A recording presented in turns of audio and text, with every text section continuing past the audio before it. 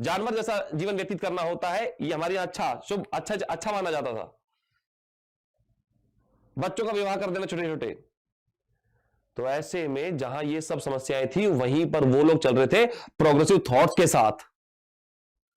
तो हमारे वालों ने भी क्या सोचा कि हम भी हमारे देश के लिए नियम बनाएंगे। क्या बनाएंगे?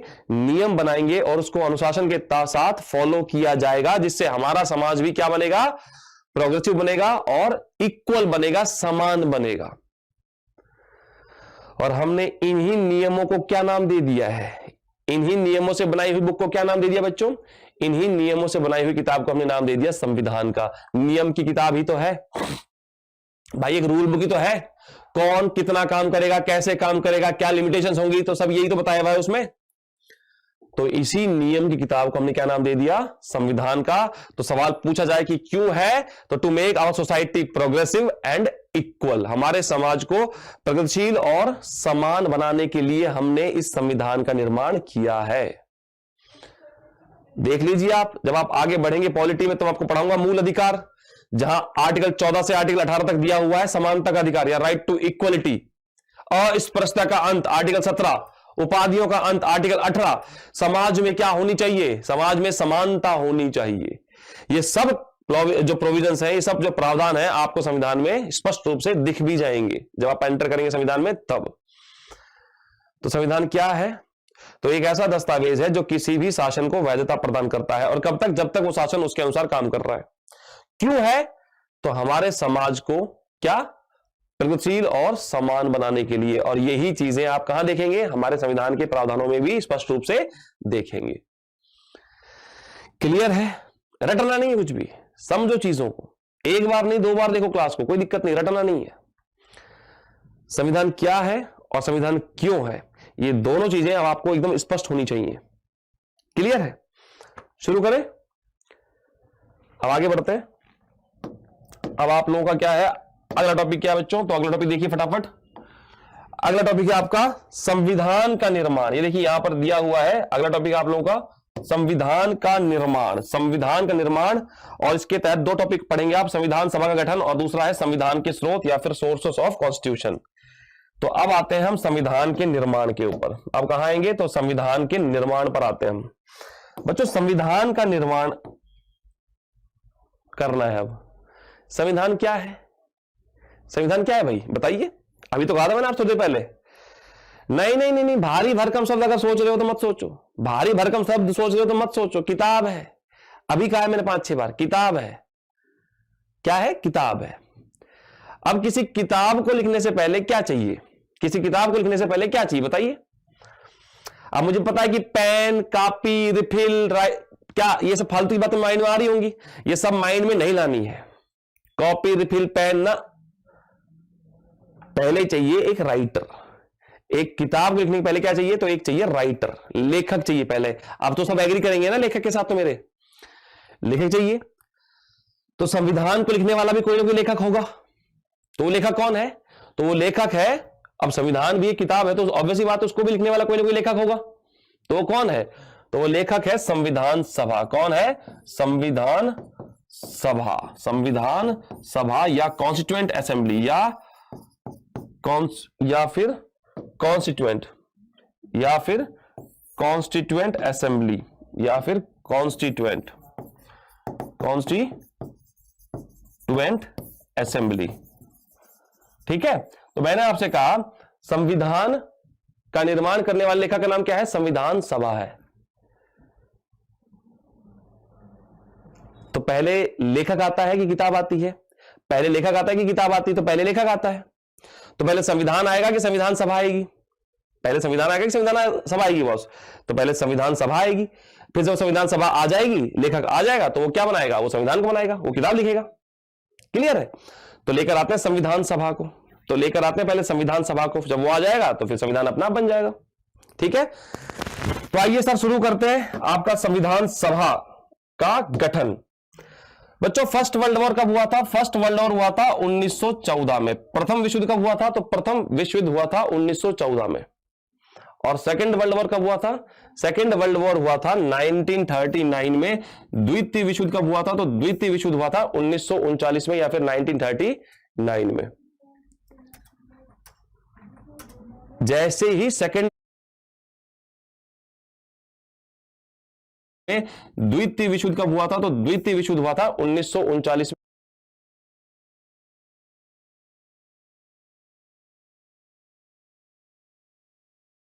1914 में। और सेकेंड वर्ल्ड वॉर कब?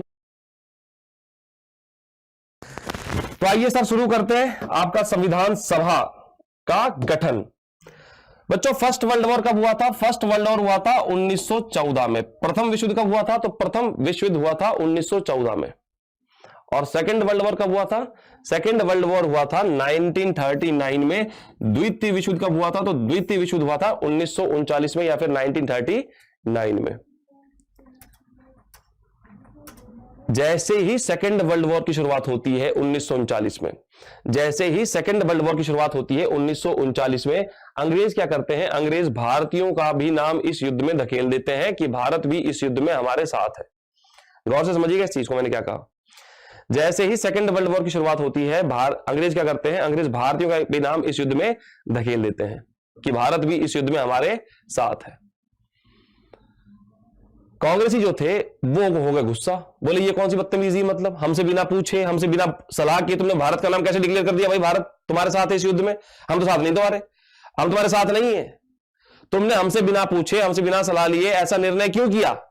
और इसी बात का विरोध करते हुए जितने भी कांग्रेसी थे उन सब ने सामूहिक रूप से, एक साथ सामूहिक रूप से अपनी विधानसभाओं से इस्तीफा दे दिया। मैंने कहा ना नेता तो थे, नेता तो बनते थे, पर सब्जेक्ट वो मिले हुए थे। बताया ना सब्जेक्ट मिले हुए थे कौन से? हस्तांतरित टाइप के, फालतू टाइप के। नेता तो थे ही ना।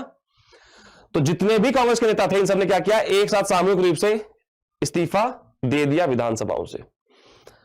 किस बात का विरोध करते हुए इस्तीफा दिया? क्योंकि अंग्रेजों ने बिना इनसे सलाह लिए, बिना इनसे कुछ पूछे भारत का नाम ऐसे ही सेकेंड वर्ल्ड वॉर में धकेल दिया। और इसी बात का विरोध करते हुए इन्होंने एक साथ क्या किया? इस्तीफा दे दिया। जैसे ही कांग्रेस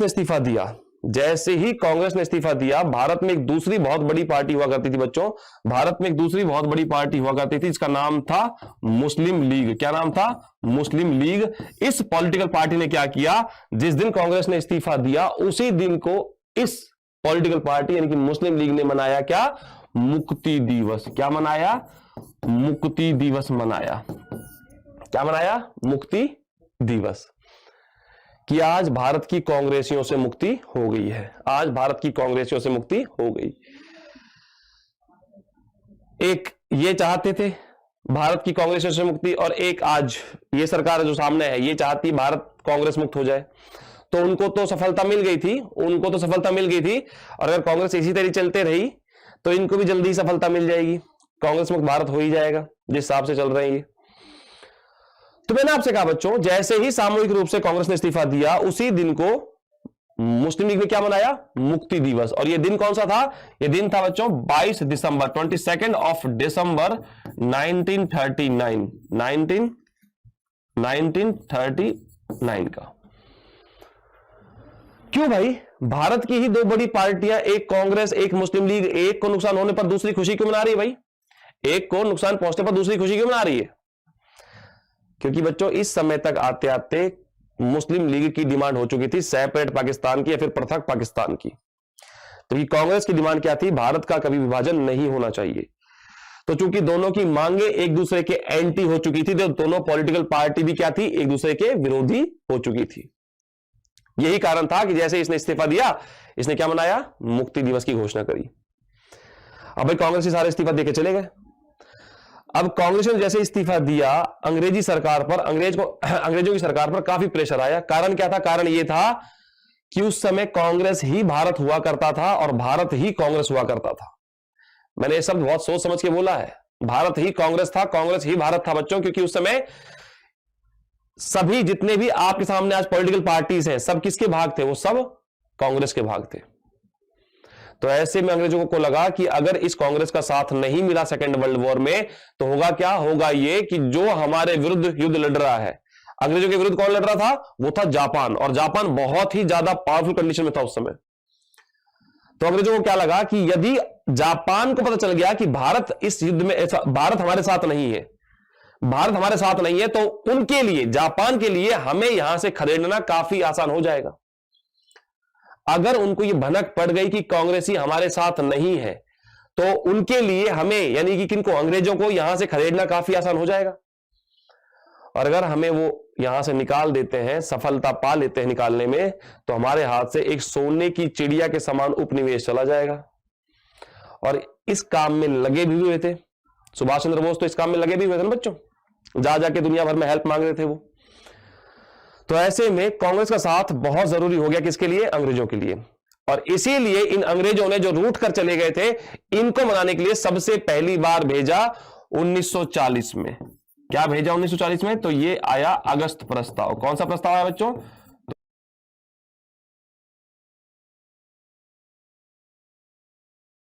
उठ कर चले गए थे, इनको मनाने के लिए सबसे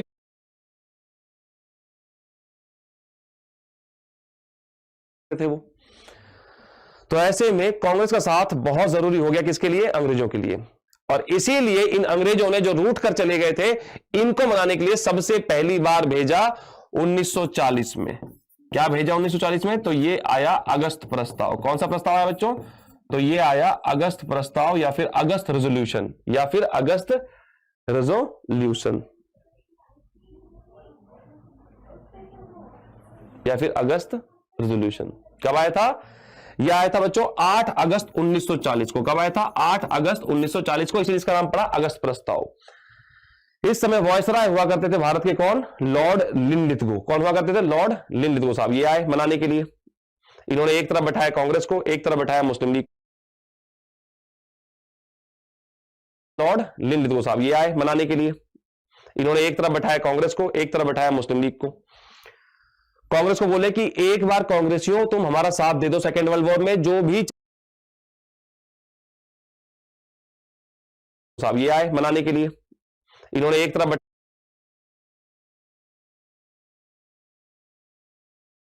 इसका नाम पड़ा अगस्त प्रस्ताव। इस समय वॉयसराय हुआ करते थे भारत के, कौन? Lord Linlithgow. कौन हुआ करते थे? लॉर्ड लिनलिथगो साहब ये आए मनाने के लिए। इन्होंने एक तरफ बैठाया कांग्रेस को, एक तरफ बैठाया मुस्लिम लीग को। कांग्रेस को बोले कि एक बार कांग्रेसियों तुम हमारा साथ दे दो सेकेंड वर्ल्ड वॉर में, जो भी चाहिए तुम्हें, स्टेटस चाहिए, जो भी चाहिए तुम्हें, सब मिल जाएगा after world war. Mahatma Gandhi बोले बेटा ऐसी बात है, हमें तुम्हारा साथ नहीं देना। कारण यह है कि युद्ध में साथ देना कभी भी कोई तर्क वाली बात नहीं हो सकती, लॉजिकल बात नहीं है। युद्ध कभी किसी के फेवर में नहीं हो सकता, युद्ध कभी किसी के फेवर में नहीं हो सकता। अगर मैं तब की बात छोड़ो, अगर मैं आज की बात करूं, व्हेन वी आर इन 2021, हम जब 21वीं शताब्दी में रह रहे हैं, क्या तब भी कोई देश किसी युद्ध में जाना चाहेगा? बिल्कुल भी नहीं। कारण है बच्चों, अगर आप किसी के 100 मारोगे तो आपके भी 50 तो मरेंगे, 20 तो मरेंगे, एक तो मरेगा। तो अगर एक भी मरता है तो बच्चों उसकी क्षतिपूर्ति भी नहीं हो सकती, वो भी उतना ही कीमती है जितने 50 थे।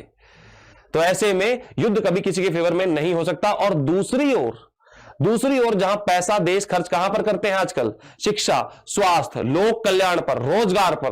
मतलब रोजगार पर तो अब पता ही है, पर खर्च करते हैं रोजगार पर भी।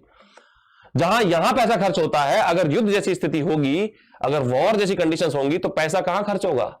शिक्षा, स्वास्थ्य, रोजगार पर खर्च होगा क्या? नहीं। पैसा खर्च होगा कहां पर? पैसा खर्च होगा हथियारों के आयात पर।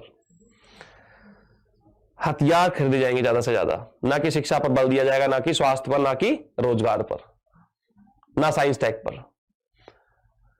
तो ऐसे में जब आज सब कुछ नॉर्मल कंडीशन है, जब भारत का किसी से कोई युद्ध नहीं हो रहा है, आज जब सब कुछ नॉर्मल कंडीशंस में कोई दिक्कत नहीं है, तब भी भारत दुनिया का दूसरे नंबर का हथियारों का आयातक है। World second largest importer of weapons, दुनिया का दूसरे नंबर का आयातक है भारत हथियारों में। भारत कुल हथियारों का 14% खरीदता है। मतलब अगर दुनिया में 100% हथियार बिकते हैं तो उसका 14% तो अकेला भारत ही खरीदता है। समझ में आ रहा है कितने वेपन्स खरीदता है? जब सब कुछ कंडीशन नॉर्मल है तब की बात कर रहा हूं, ये तो मैं आज की बात कर रहा हूं। तो जब युद्ध जैसी कंडीशंस होंगी, जब वॉर जैसी कंडीशंस होंगी, तो ये रेशियो घटेगा कि बढ़ेगा? ये रेशियो बढ़ेगा। और घटेगा कौन सा रेशियो? शिक्षा, स्वास्थ्य पर लगने वाला पैसा घट जाएगा। तो ये तो मैं आज की बात कर रहा हूं, आज 21st सेंचुरी। What about 1939? 1939 में गरीबी, भुखमरी, बेरोजगारी, अकाल, क्या उस समय साथ दिया जा सकता था? उस समय साथ नहीं दिया सकता था। महात्मा गांधी ने स्पष्ट मना कर दिया कि भैया ऐसा है, हमें माफ कर दो, हमें माफ कर दो, हम साथ नहीं देंगे। अच्छा, कांग्रेस के मना करने का एक कारण और भी था। कांग्रेस के मना करने का एक कारण और भी था, और वो था जापान। वो कौन था? वो था जापान। मैंने अभी आपसे कहा था कि जापान अंग्रेजों के विरुद्ध लड़ रहा था, और जापान उस समय इतनी पावरफुल कंडीशन में था कि वो किसी भी देश को कुछ समझ ही नहीं रहा था। अमेरिका, दुनिया का सबसे पावरफुल कंट्री है अमेरिका, पता है ना। अमेरिका अब तक सेकेंड वर्ल्ड वॉर में नहीं आया था। अमेरिका अब तक सेकेंड वर्ल्ड वॉर में नहीं आया था। पर जापान में तो गर्मी थी भाई ज्यादा। जापान ने क्या किया? जापान ने अमेरिका के एक शांत खड़े जहाज पर, पर्ल हार्बर पे खड़ा था अमेरिका का जहाज, उस पर बम गिरा दिए। नेतागिरी में है, छोटे मोटे देश टाइप्स के। अमेरिका को आया गुस्सा, अमेरिका को आया गुस्सा। मतलब ये कौन सी बात है, ना बात ना बेबात, ऐसी बम गिरा दिए। अमेरिका ने उठाए 2 बम, अमेरिका ने उठाए 2 बम, लिटिल बॉय और फैट मैन, परमाणु बम। एक गिराया हिरोशिमा पर और एक गिराया नागासाकी पर, और टोटल जापान को ठंडा कर दिया। टोटल जापान को ठंडा कर दिया, और इतना ठंडा कर दिया कि जापान आज तक ठंडा ही है। आज तक जापान क्या है? ठंडा ही है। जापान की आज तक कोई मिलिट्री नहीं है। अब कोई इसके पास कोई मिलिट्री नहीं है, कोई सेना नहीं जापान की। जापान की कोई सेना नहीं है।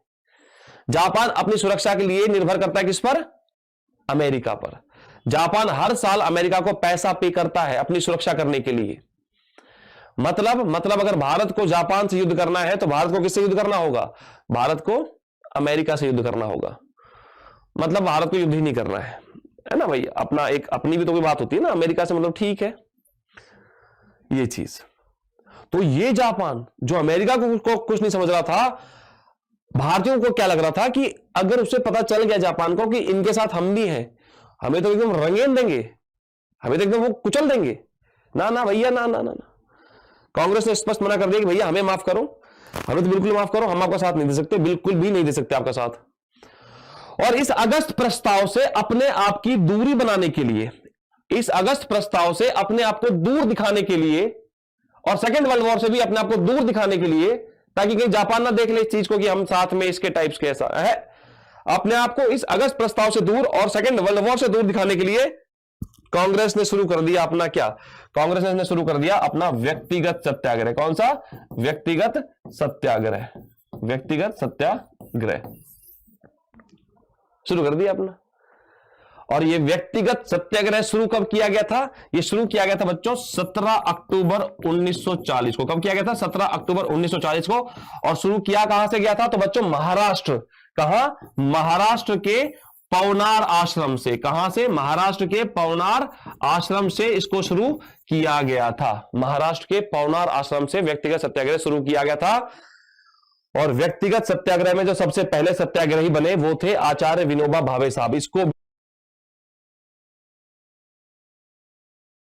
किया कहां से गया था? तो बच्चों महाराष्ट्र। कहां?